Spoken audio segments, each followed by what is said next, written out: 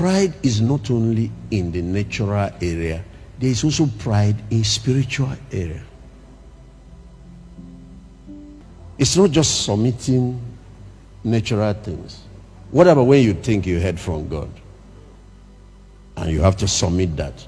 It is at that moment it will test your pride. There is spiritual pride, and it's the worst type of pride.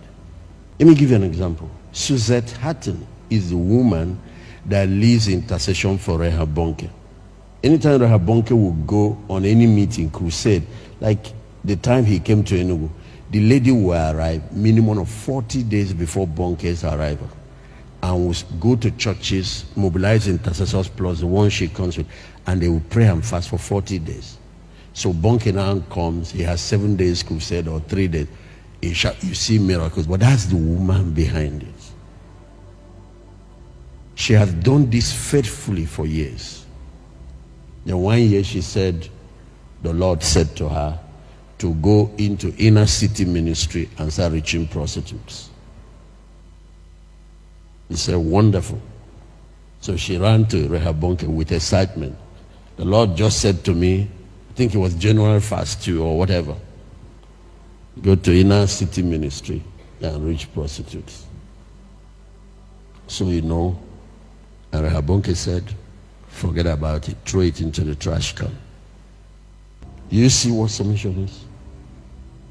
So she went to the Lord in prayer and said, Lord, I thought you were the one that told me this. Rehoboam said, I should forget about it. He said, do what he said. If it's you people, you go ahead and do the one you want. Because you say, you know, you use higher authority as a basis to disobey authority. That's a big mistake. I see a pastor here. I can recognize him very well. I see his wife here. Stand, madam. You get up now, maybe in this encounter. An angel appeared to you and he told you are now a missionary to South Africa.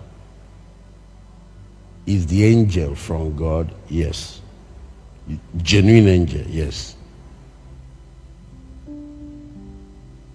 So you get home, he said, Oga, the angel appeared to me in the encounter while Pastor David was still speaking.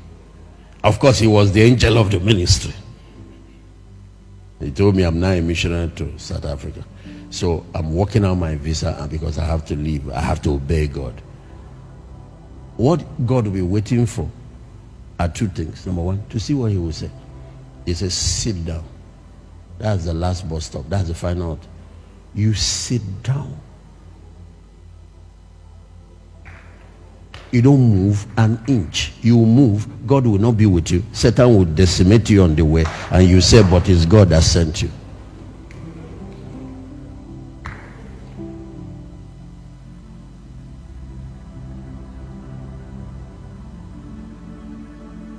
So what you do is you say, Lord, you know, based on your word, I cannot move an inch until my husband puts his blessing on it.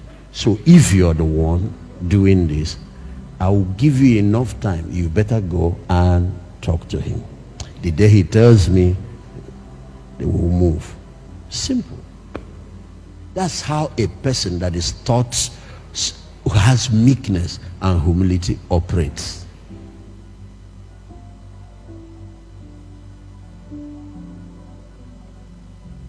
There is only one ground, only one, where people under authority are permitted to disobey authority.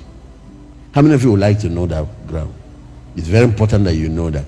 It is when the one in authority is now telling you to do what is evil. Is moral issues. And we're discussing right and wrong. Somebody in authority is now telling you to do what contradicts God's word, not what you think you heard. It has nothing to do with I heard, I didn't hear. Leave all those your bullshit. Throw it into the pit toilets. It is when, take for example, you are truly her husband. One day you come and say, you know, we are having problem with getting the money to start this business. and we have really prayed. This 10 million has not come. But there's this chief, this politician. Just go and sleep with him. Just one night and get the money, please. That is where, both as a wife or as a child under parents' authority or as a man under your pastor's authority, you will still respect the authority but respectfully decline.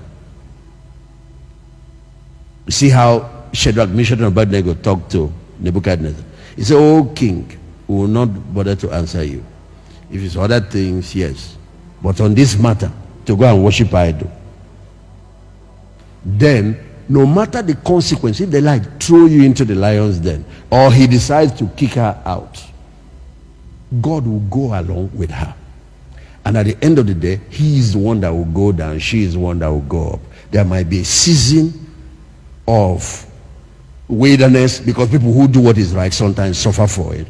But when it's over, go and check Joseph. Joseph will be the one up. Where is Potiphar's wife? Go and check. You will see the 3 Hebrew children promoted.